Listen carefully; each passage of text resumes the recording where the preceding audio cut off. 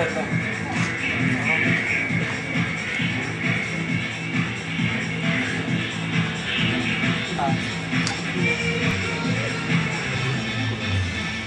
Azt mondják, hogy ez egy jó póz.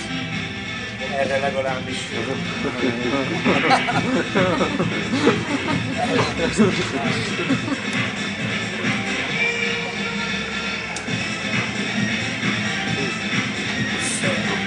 Nem nézem.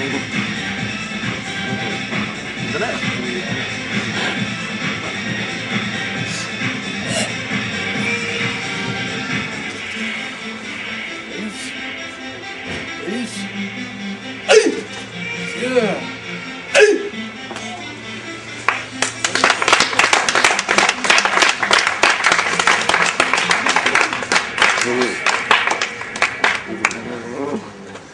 A szökkűz áldozat vérére elnézést. Igen.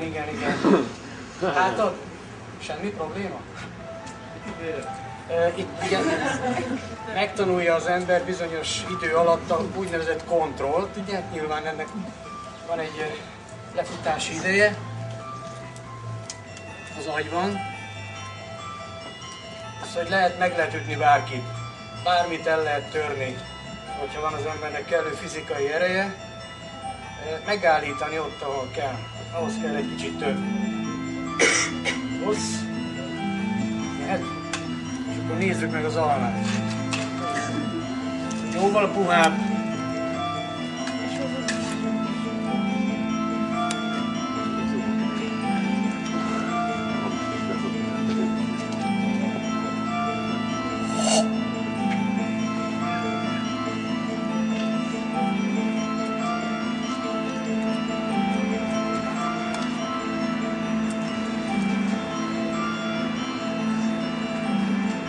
Good.